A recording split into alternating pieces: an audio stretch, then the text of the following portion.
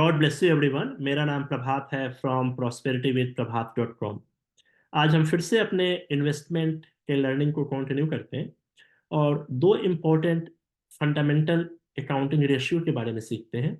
एक का नाम है ROCE, जिसका फुल फॉर्म होता है रिटर्न ऑन कैपिटल एम्प्लॉयड, और दूसरे का नाम है ROE, रिटर्न ऑन इक्विटी। ये दोनों बहुत ही ज़्यादा इंपॉर्टेंट रेशियोज हैं, जो कि मोटे मोटे तौर पे, अगर आप इसको बहुत ज़्यादा डिटेल में, आपके लिए डिफिकल्ट हो रहा है समझना, हालांकि अभी तो हमने स्टार्ट नहीं किया, तो आप ये समझिए कि ROC एंड ROE हमें कंपनी के ग्रोथ के बारे में बताता है कि कंपनी किस रेशियो से, कितने परसेंटेज से अपना प्रॉफिट इंक्रीज कर रही है। अल्टीमेटली एज एन इन्वेस्टर, हमारा ऑब्जेक्टिव यही होता है कि हम उस तरह की कंपनीज में इन्वेस्ट करें जो प्रॉफिट जनरेटिंग कंपनीज हो और एक रीजनेबल परसेंटेज से प्रॉफिट जनरेट कर रही हो। अगर कंपनी ही लॉस में जा रही है या काफी कम प्रॉफिट जनरेट कर रही है, तो एज ए शेयर होल्डर हमें भी उस शेयर में डेफिनेटली गेन नहीं होगा, क्योंकि उस तरह की कंपनीज में बाकी के इन्वेस्टर या ट्रेडर शेयर नहीं लेना चाहेंगे, तो उसकी डिमांड कम हो जाएगी, डिमांड कम हो जाएगी तो शेयर प्राइस डाउन हो जाएगा। अल्टीमेटली तो शेयर प्राइस जो होता है वो डिमांड एंड सप्लाई से ही गवर्न होता है।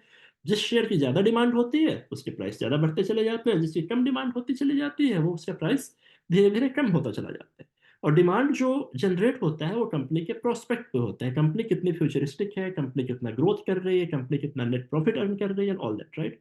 ये तो समरी में हुआ। लेकिन जब कंपनीज को हम सेलेक्ट करेंगे, तो हम उसमें क्या क्या देखेंगे, ताकि हमें लगेगा कि ये एक फ्यूचरिस्टिक कंपनी हो सकती है जिसमें हम इन्वेस्ट कर सकते हैं, राइट।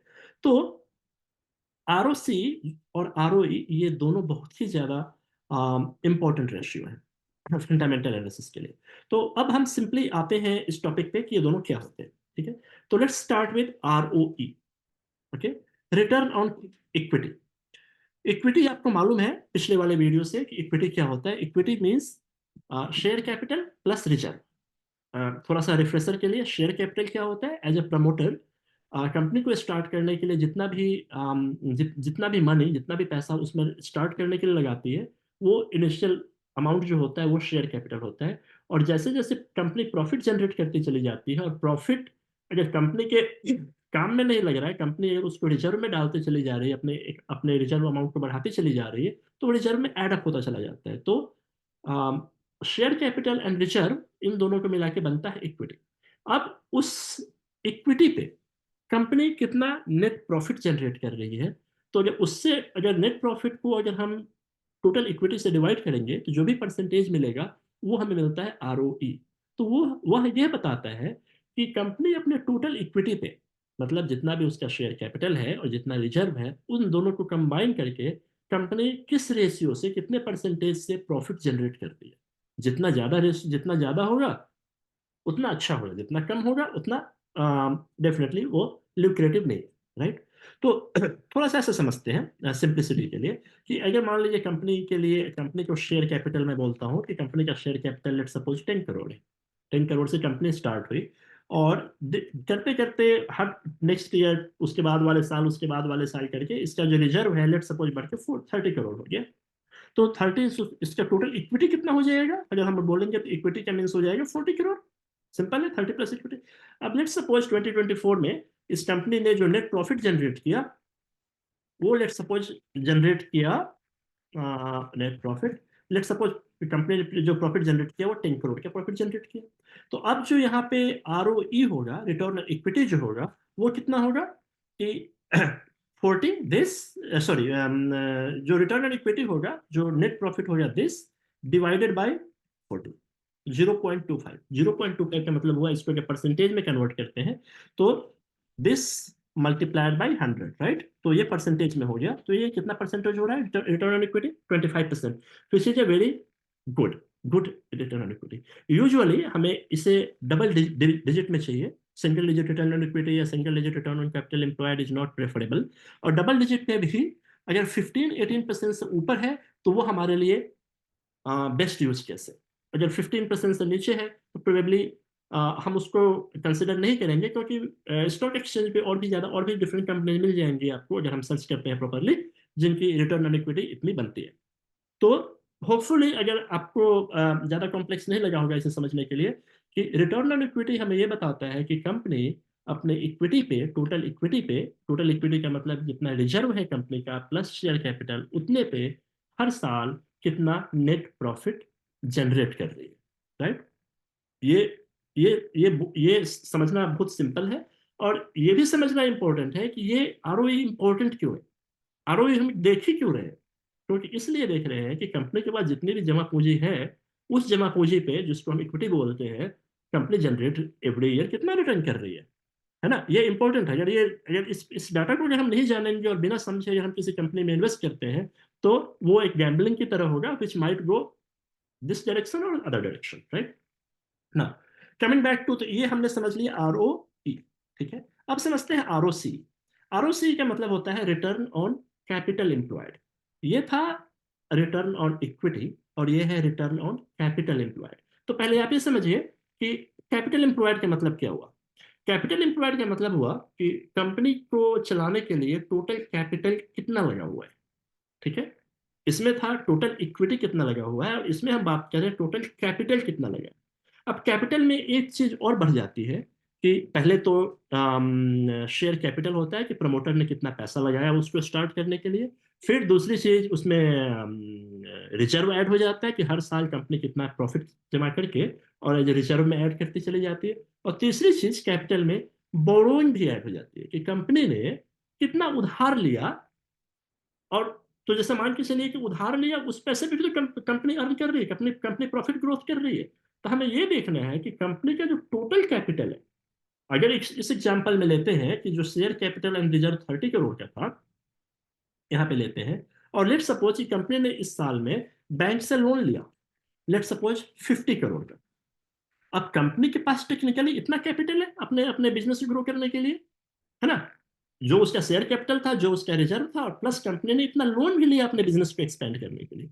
तो अब एज एन इन्वेस्टर हमें यह समझना है कि कंपनी अपने टोटल कैपिटल पे कितना ग्रोथ प्रॉफिट अर्न कर रही है, राइट। क्योंकि कंपनी के पास ये वाला भी अमाउंट है अपने बिजनेस को एक्सपेंड करने के लिए, राइट।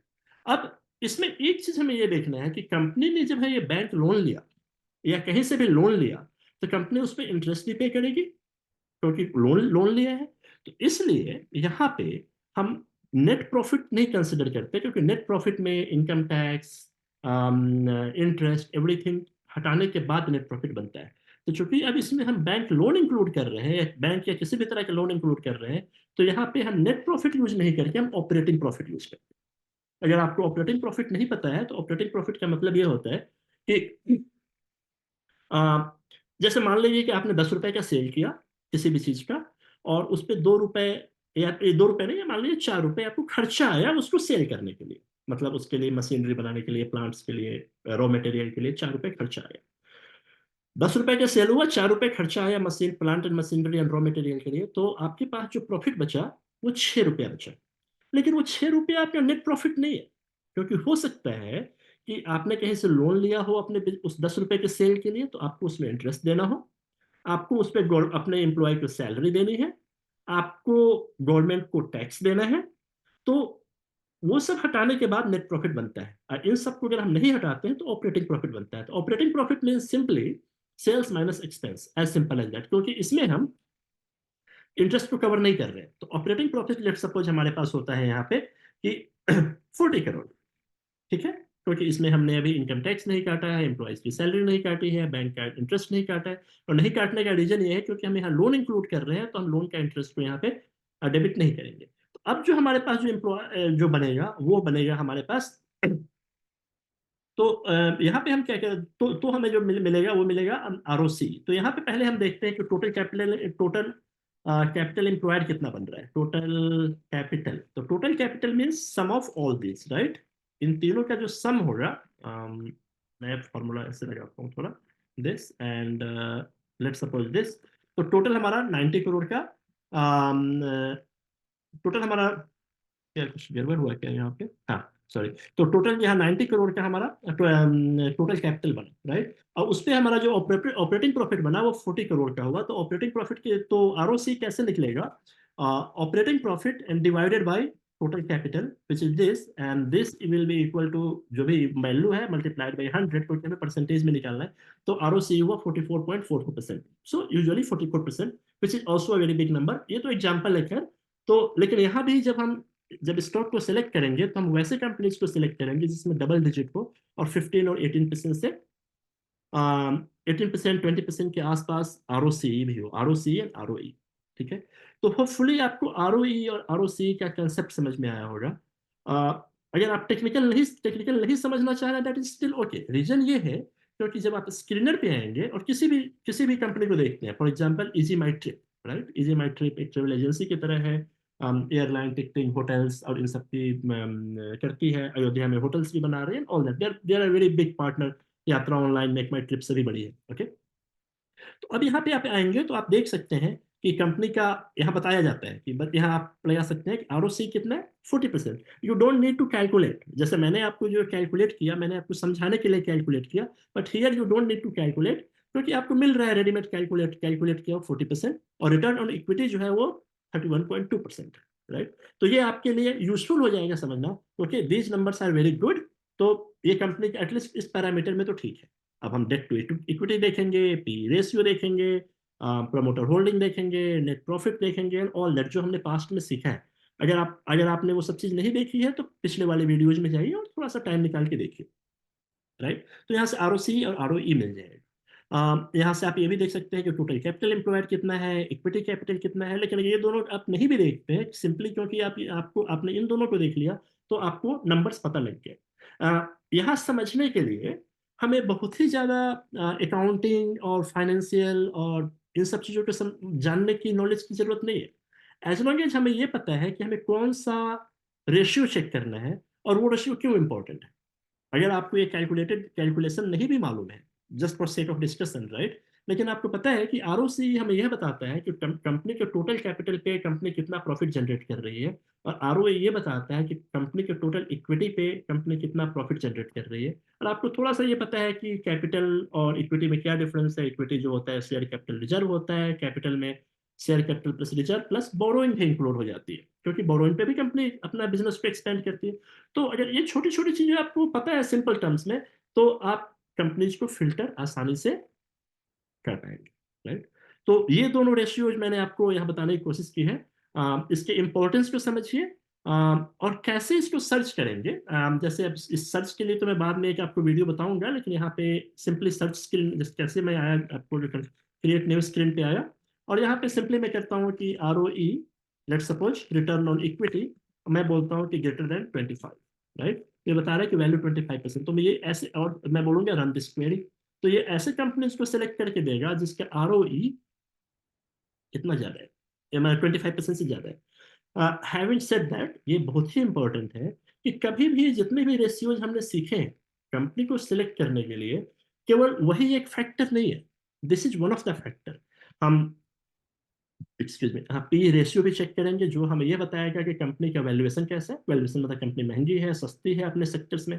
कंपनी का प्रोमोटर होल्डिंग कैसा है. कंपनी का DII और FII होल्डिंग कैसा है. हमने पहले के वीडियोज में सीखे हैं. कंपनी के जो क्वार्टरली रिजल्ट में हम देखेंगे कि कंपनी का प्रॉफिट अपने पिछले क्वार्टर ईयर और ईयर से और क्वार्टर ऑन क्वार्टर से कितना बढ़ रहा है कितना घट रहा है. कंपनी के प्रॉफिट को बढ़ाने में ऐसा तो नहीं कि कंपनी ने इस क्वार्टर में अपने टैक्स को नहीं दिया और उस टैक्स को डेफर कर दिया नेक्स्ट क्वार्टर के लिए. तो कंपनी की इस क्वार्टर में तो अपनी प्रॉफिट बढ़ जाएगी, है ना. तो आपको टैक्स की भी कंसिस्टेंसी देखनी है. फिर आपको देखना है कंपनी ने कर्जा कितना लिया है. ऐसा तो नहीं कि कंपनी का इक्विटी के कंपैरिजन में कर्जा 2 गुना 4 गुना 5 गुना 10 गुना इतना ज्यादा है. जितना ज्यादा कंपनी का कर्जा होगा कंपनी को उतना ज्यादा इंटरेस्ट देना पड़ेगा.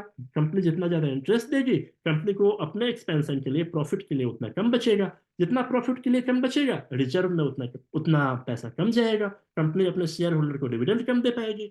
जितना रिजर्व में पैसा कम बचेगा कंपनी अपने बुरे टाइम के लिए उतना ही अनप्रिपेयर्ड है. कंपनी के साथ में कुछ प्रॉब्लम आती है तो कंपनी के पास रिजर्व में पैसा ही नहीं रहेगा. राइट. तो इस तरह से हम डेटा एंड इक्विटी को बैक ट्रेस करके समझेंगे. फिर आज हमने सीखा ROC कितना होना चाहिए, ROE कितना होना चाहिए. और एक और इम्पोर्टेंट रेशियो है जो आज हम लोग कवर नहीं करते हैं, नेक्स्ट वीडियो में कवर करेंगे जिसको बोलते हैं PEG, price earning to growth ratio. ये भी काफी इंपॉर्टेंट है. तो अगर हम PEG कवर कर लेंगे तो मोटे मोटे तौर पे हमें चार्टर्ड अकाउंटेंट बनने की जरूरत नहीं है। हम जब किसी भी कंपनी को सेलेक्ट करने जा रहे हैं तो हमें एक प्रॉपर ड्यू डिलिजेंस रहेगा कि जिस कंपनी में जा रहे हैं उसके फंडामेंटल अकाउंटिंग रेशियोज ऐसे हैं, और जिससे आपको एक सेल्फ कॉन्फिडेंस आएगा कि ये कंपनी किस डायरेक्शन में जा रही है, राइट। तो आज के लिए हम इतना ही समझते हैं। आप स्क्रीनर पे डेफिनेटली अपना टाइम स्पेंड कीजिए, हालांकि मैं एक दो वीडियो के बाद में स्क्रीनर पे बहुत सारी चीज़ों के बारे में बताऊंगा कि क्या चीज़ कैसे देखते हैं, और ट्रेडिंग व्यू के बारे में भी बताऊंगा।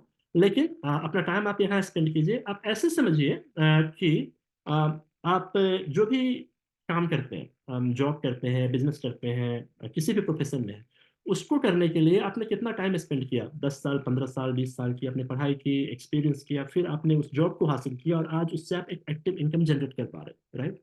सेम वे अगर हम स्टॉक मार्केट में इन्वेस्टमेंट को से जब वेल्थ जनरेट करना चाह रहे हैं, रिच बनना चाह रहे हैं, तो अगर हम इसकी थोड़ी सी भी लर्निंग नहीं लेंगे, अगर कुछ बेसिक चीज भी नहीं समझने की कोशिश करेंगे और एक्सपेक्ट करेंगे कि हम किसी पर्टिकुलर शेयर में हमने इन्वेस्ट किया और उससे हम रिच क्यों नहीं हुए, वो हमारा बढ़ा क्यों नहीं, उससे प्रॉफिट क्यों नहीं जनरेट हुआ, किसी दोस्त के कहने पे ले लिया, कहीं टीवी में देख के ले लिया, कहीं यूट्यूब पे ले लिया, आई एम नॉट सेइंग कि ये वर्क नहीं करेगा, लेकिन हाँ डेफिनेटली ये ऑलवेज वर्क नहीं करेगा, क्योंकि हम अपना ड्यू डिलिजेंस नहीं लगा रहे हैं, हमें सेल्फ कॉन्फिडेंस नहीं डेवलप हो रहा है। अगर आप इन सब चीज को समझ के लेंगे और कंपनी का अगर शेयर प्राइस डाउन भी हो रहा है, तो you will have the confidence कि इस रीजन से शेयर प्राइस डाउन हो रहा है, और वंस ये सिचुएशन ठीक हो जाएगी, फिर से शेयर प्राइस ऊपर आना डेफिनेटली चालू हो जाएगा। इसलिए ये लर्निंग इंपॉर्टेंट है। आपको एक दिन में सब कुछ समझने की जरूरत नहीं है। जैसे मैं अपने चैनल के वीडियोज पे बताता हूँ अपने काइजन प्रैक्टिस के बारे में। आप देखिए काइजन के बारे में मैंने एक वीडियो बनाया है कि आपको छोटा छोटा टाइम देना है। आप 10 मिनट टाइम दीजिए, 15 मिनट टाइम दीजिए, 5 मिनट टाइम दीजिए, लेकिन हर दिन दीजिए। ये जो इन्वेस्टमेंट है, अगर हम इसके बारे में ठीक से समझ लेते हैं एक रीजनेबल पॉइंट ऑफ व्यू से, और इसमें सेफ्टी से रिस्क को मैनेज करके हम इन्वेस्ट करते हैं, तो फ्यूचर में आने वाले 10 साल, 20 साल, 25 साल में ये हमें एक काफी बड़ा वेल्थ जनरेट करके देगा और रिचनेस की तरफ ले जाएगा। तो आप इसका ध्यान रखिए, अपने कॉन्टिन्यूस लर्निंग को देखते रहिए। कुछ बुक्स पढ़िए, कुछ यूट्यूब पे वीडियोस देखिए, मैं जो टाइम टू टाइम वीडियोस देखता हूँ उसको देखते रहिए, स्क्रीनर पे टाइम स्पेंड कीजिए, और अपने ब्लेसिंग्स को लेना नहीं भूलिए। कुछ ऐसा काम कीजिए कि आपको ब्लेसिंग्स मिले और आप भी किसी को ब्लेसिंग्स दें। उसके बिना हम प्रॉस्पेरिटी को अचीव नहीं कर पाएंगे। तब तक आप अपना ख्याल रखिए। मैं नेक्स्ट वीडियो में फिर से मिलता हूँ आपसे। Thank you very much.